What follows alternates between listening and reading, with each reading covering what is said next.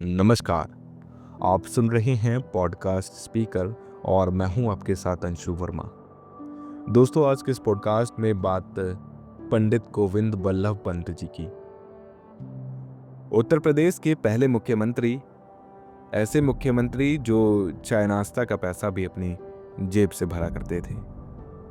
पहाड़ की सीधी सादी जिंदगी से उतरकर यूपी की घाक सियासत में आना और फिर छा जाना कोई आम बात नहीं था।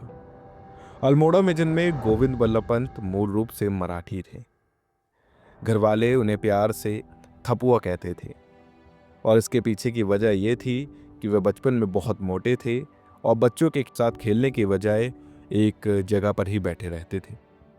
पंडित गोविंद बल्लभ पंत की व्यक्तिगत जिंदगी और उनका राजनीतिक सफर बड़ा रोचक और दिलचस्प है।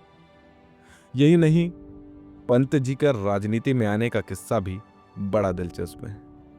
दरअसल राजनीति में आने से पहले गोविंद बल्लभ पंत वकालत किया करते थे। एक दिन वह चैम्बर से गिरिताल घूमने चले गए और वहां उन्होंने देखा कि दो लड़के आपस में स्वतंत्रता आंदोलन के बारे में चर्चा कर रहे हैं।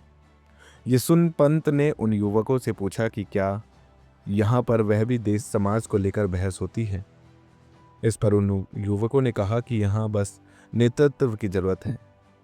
बस उसी समय से पंत जी ने वकालत छोड़ राजनीति में आने का मन बना लिया। साल 1921 में गोविंद बल्लभ पंत ने सक्रिय राजनीति में पदार्पण किया और लेजिस्लेटिव असेंबली में चुने गए। उस वक्त Uttar Pradesh United provinces of Agra और अवध होता था। 1932 में पंत जी ने एक्सीडेंटली पंडित नेहरू के साथ बरेली और देहरादून जेलों में बंद रहे। उस दौरान ही पंडित नेहरू से इनकी यारी हो गई और नेहरू इनसे बेहद प्रभावित थे।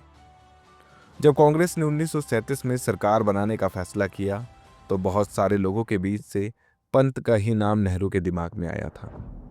नेहरू का पंत पर भरोसा आखिर तक बना रहा।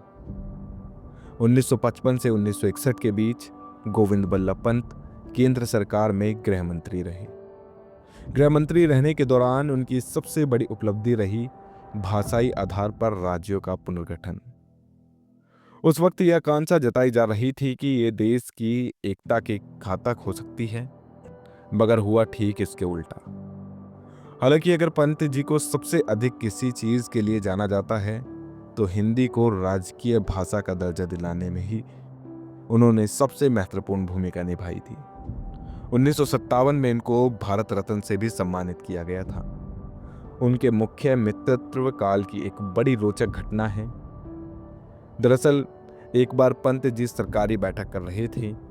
जाहिर सी बात है कि जब मुख्यमंत्री खुद बैठक कर रहा हो तो उसमें चाय नाश्ते का इंतजाम होना ही था।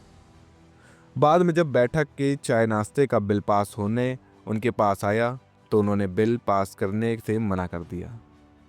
उन्होंने कहा कि सरकारी बैठकों में सरकारी खर्चों से केवल चाय मंगवाने का नियम है। ऐसे में नाश्ते का बिल नाश्ता मंगवाने वाले व्यक्ति को खुद देना होगा। हाँ, चाय का बिल जरूर पास हो सकता है, लेकिन नाश्ते पर हुए खर्च को मैं सरकारी खजाने से चुकाने की इजाज़त कतई नहीं दे सकता। उस खजाने पर जनता और देश का हक है, मंत्रियों का नहीं। ये सुनकर सभी अधिकारी चुप हो गए। खैर, पंत जी के व्यक्तित्व का किस्सा बहुत लंबा है। दोस्तों, अगर आपको ये पॉडकास्ट पसंद आया हो तो हमारे इस वीडियो को लाइक करें और चैनल को सब्सक्राइब करना ना भूलें। धन्यवाद।